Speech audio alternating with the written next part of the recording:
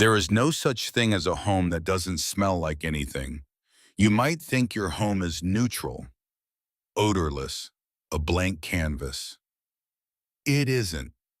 Every space you've ever walked into, your own, a friend's, a stranger's, has a distinct chemical signature, a combination of materials, habits, humidity, cleaning products, cooking history, and airflow that creates something unmistakably specific. You may not consciously register it, but everyone who walks through your door does, within seconds, before they have said a word to you. When someone enters a room and forms a judgment about it, welcoming, uncomfortable, clean, cozy, cold, they assume that judgment came from what they saw, the furniture, the lighting, the layout. But scent reaches the brain faster than any other sense involved in that moment. Olfactory signals travel directly to the limbic system, the brain's center for emotion and memory, without passing through the slower, more deliberate process that vision and sound require. This means a guest's emotional response to your home partially decided before their eyes have even finished scanning the room. There's a concept called the halo effect. One positive sensory signal, in this case scent, creates an assumption that other qualities are also positive.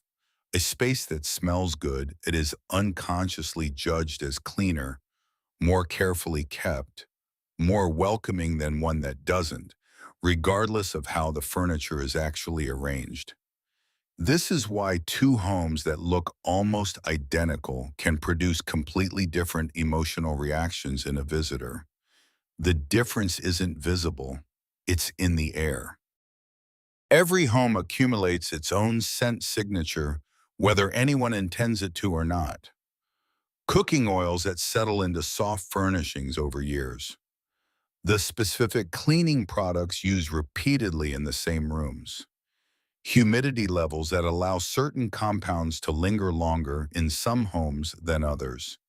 Pets, books, old wood, carpet fibers, even the specific way air circulates through a space.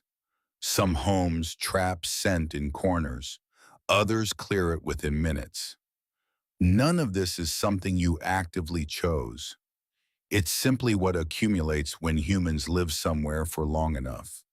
And because you live inside that accumulation continuously, your olfactory system adapts to it, filtering out the constant signal the same way it filters out the feeling of your own clothing against your skin.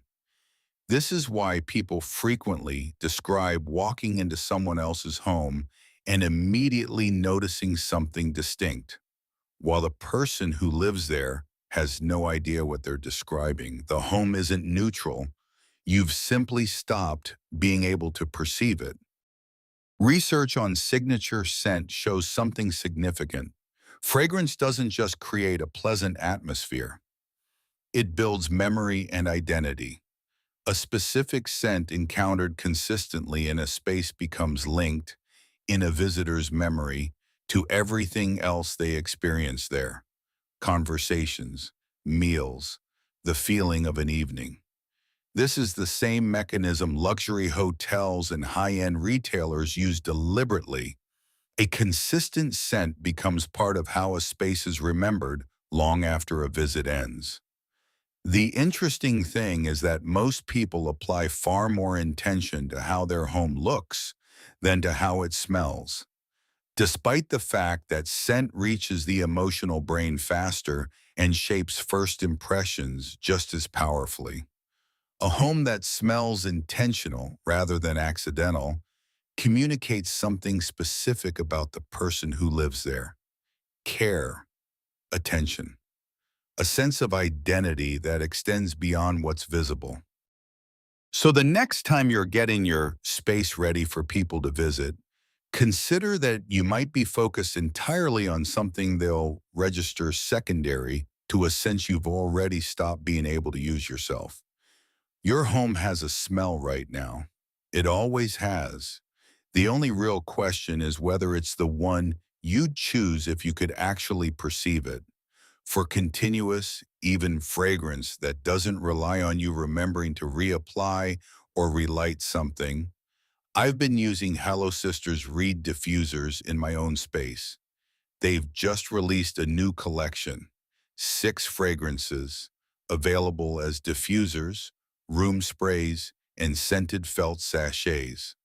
I'll leave the link below if you want to see what they've made. If understanding what your senses are doing without your permission is something you enjoy, subscribe to Invisible Sense, a new story every week.